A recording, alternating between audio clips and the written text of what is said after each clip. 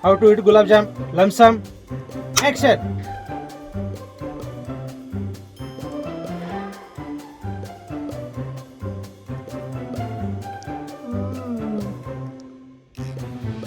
How to eat gulab jam?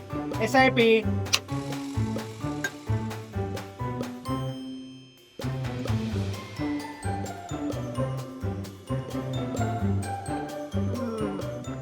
You know, what goes inside the stomach is the same. It's about how you eat it. Lump sum or SIP.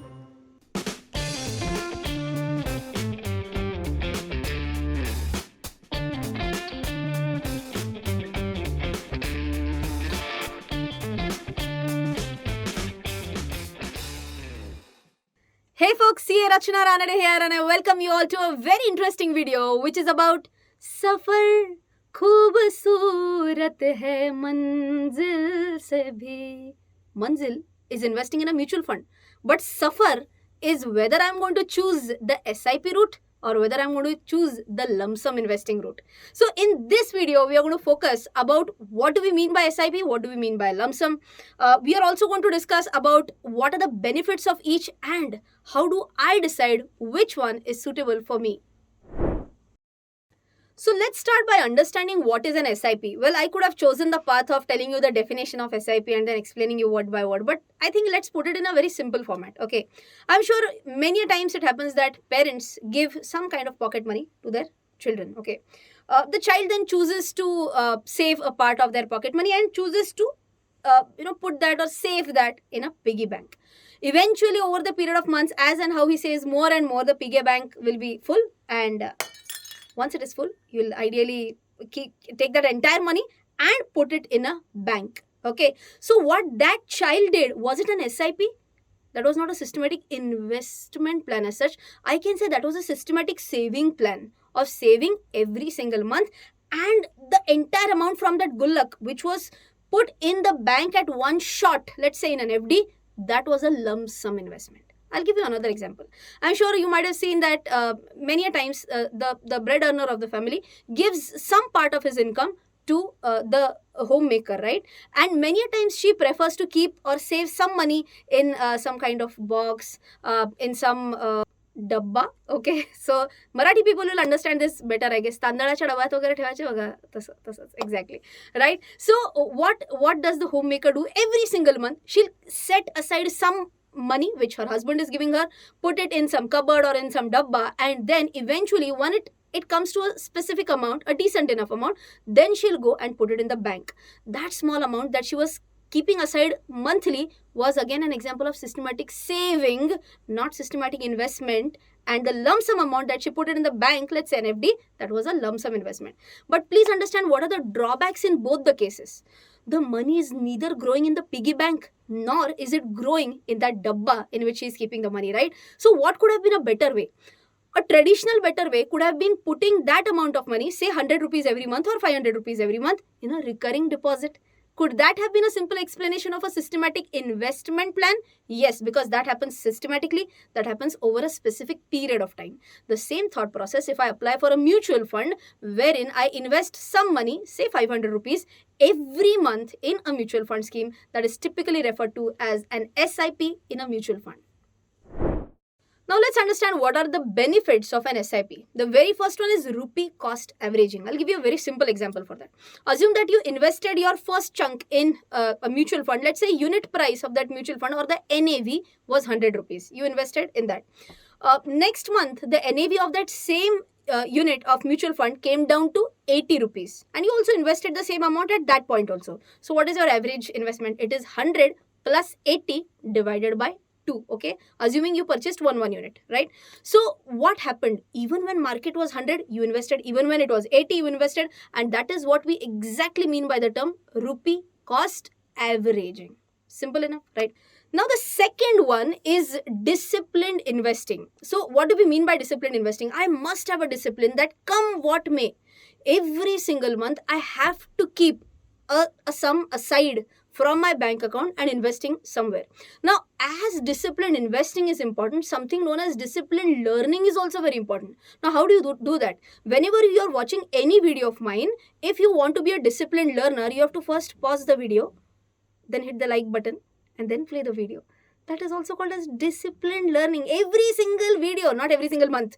Okay, every single video, if that happens, then you'll be a disciplined disciple or disciplined student of mine. Okay, chalo. Anyways, I hope you have understood what is a disciplined investing. Every single month, you have to keep an amount aside. These days, you can also give standing instruction to the bank. Okay, wherein every month, some amount will be auto debited from your bank account, right? And the third one, very important, is flexibility. Means what? If something goes down south, okay, just an example can be of corona. So assume that you were doing an SIP of, let us say, 20,000 per month, and unfortunately because of corona you had to face a salary cut. Now with the cut in your salary, you are not able to invest 20,000 per month. Can you pause your SIP for some time? Yes. Can you stop it over a longer duration? Yes. So that is one very important benefit of SIP, which is nothing but flexibility. Now let's try and understand when to choose an SIP, or basically how do I decide whether an SIP is suitable for me or not. Okay, the very first thing is that if I am a person who earns a regular source of income, simple example, salary, then it's really beneficial for me. Okay, because I know a specific amount is going to get credited to my bank account every month, and out of that I'm going to save and invest every single month. Okay, number two, very important, is that all those people who earn somewhere in the bracket of, let us say, 10,000, 15,000, 20,000, they every single time they feel that anyways I'm earning only 10,000, I'm earning only 15,000. When will I be able to make a big investment? So for them, the trick could be start small and gain big over a period of time. Okay, so for those, even if your salary is small, that will not matter if you are starting your investment journey through an SIP. Okay, third thing, this SIP works really well in a falling market. Remember my example of investing at 100 level, then at 90 level. Let's extend this example further. Then you invest at 80, then at 70, then at 60, whatever, right? So if it is going down and down, every single time if you're investing, your average cost will automatically be lower. So SIP will always work in a falling market. Fourth, when can it be an ideal time to invest in an SIP? I think it's abhi ke abhi, because anytime, we always call in Sanskrit also, Shubhasya Shighram. You at least have to start it rather than delaying your decision that it will be my New Year resolution or something like that. Start as soon as possible. It will anyways work well in the longer term. But if I'm using the word longer term, then how much? Many people ask me, can I do SIP for 1 year, for 1.5? Ideally, if you are talking about SIP in an equity mutual fund, then 1 year is a very small time frame. Ideally, if you ask me, 5 years can be an ideal time frame. 5 years or more can be a good one. Now let's move on with lump sum investing. What is lump sum? Exactly opposite of SIP. Investing all at one shot. So there are some people who want to become an expert, stock market expert, all at one shot, and they go onto my website rachanaranade.com and they see, oh my god, 7 courses at one time, and they want to do all 7 courses at one shot. And at one point of time it can be like, oh my god, there is too much to learn. Instead of that, their interest might drop out. Instead of that, you can have a systematic investment plan. You can start early, you can invest your time, and then prosper.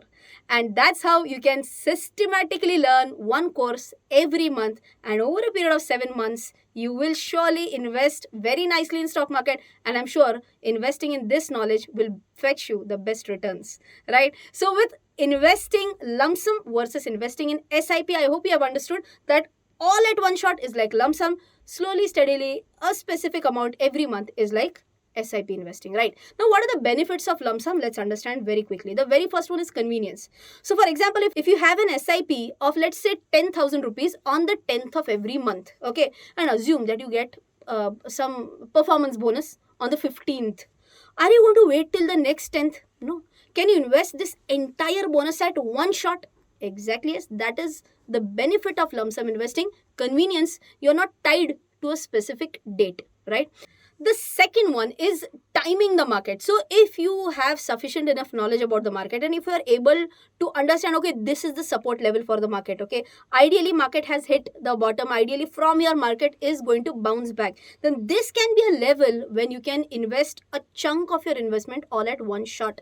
A simple example is that a person who might have invested a large sum of money in March 2020 when market was almost at its lowest point, I'm sure that person might be like, as on date, right? So that is exactly what we mean by lump sum investing at a lower point. In fact, one more quick example is that on 22nd November, when the markets corrected by a huge point, then at that time many people were like, oh my god, what to do, shall I sell off my investment?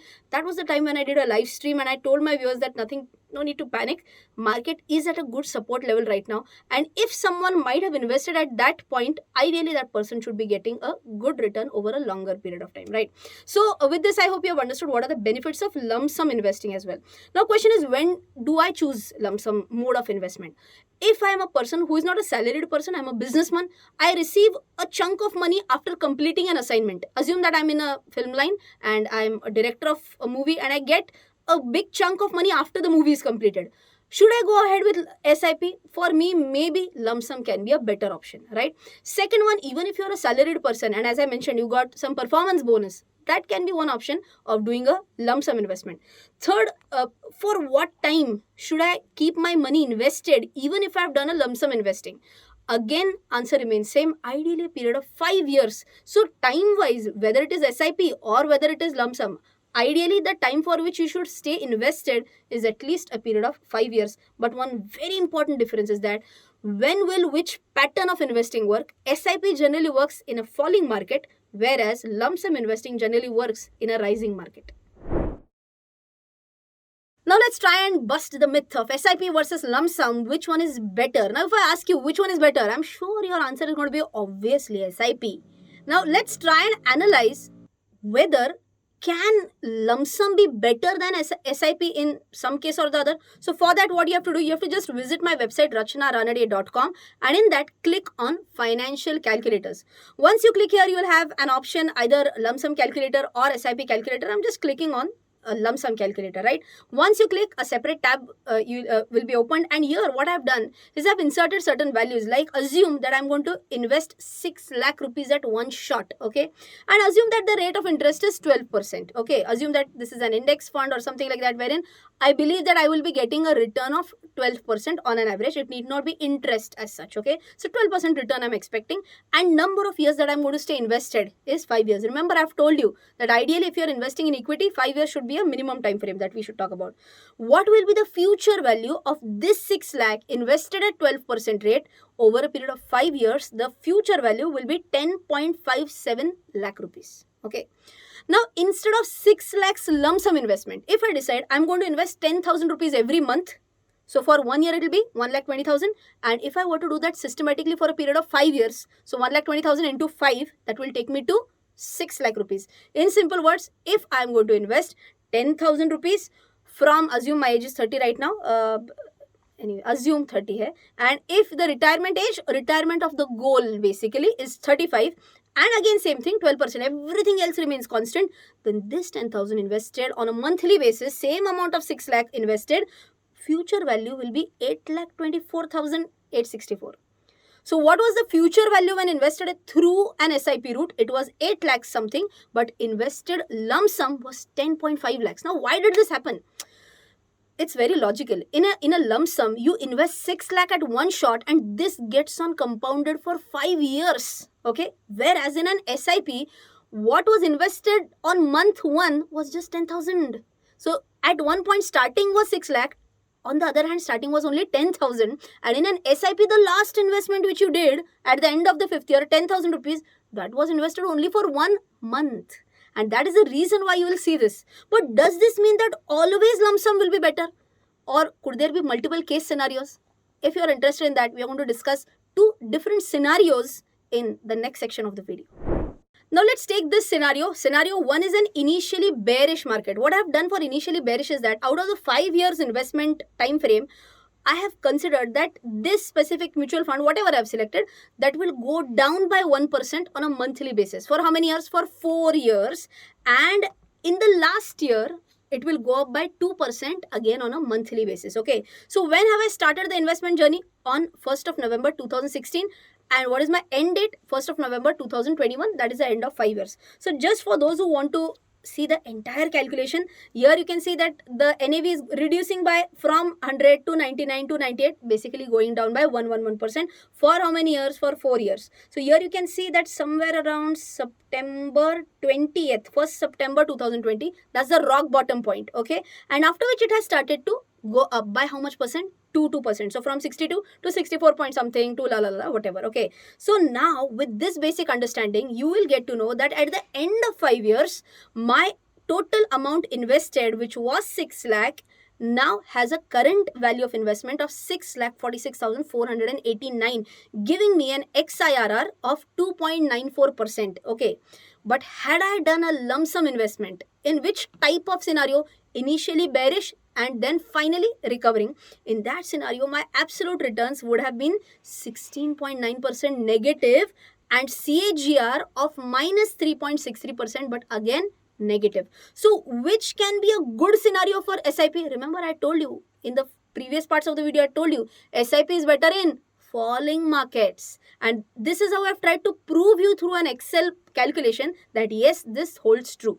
Now, when did I say lump sum is good? In a rising market. Now let's try and analyze it through Excel for a bullish market. Now same thing I've done. Initially bullish means what? 2% per month I've increased the value for first 4 years, and in the last 1 year I'm saying that now it is starting to cool off. So you'll see that I'm going to take down the value by 1% per month for the in the last year. So again, what I will do is that a minute.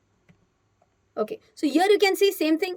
First month it was 100, then taken to 102, then 104, increased till I guess it was September 20. Yes, see, it has gone up to 248 and then it has come down to 246. Okay, and then I'm reducing it by 1111% after that till the end. Okay, so now if you go here and now if you analyze initial investment of 10,000 rupees per month. So SIP first, 10,000 per month I have invested for 5 years. So total value of my investment is 6 lakh.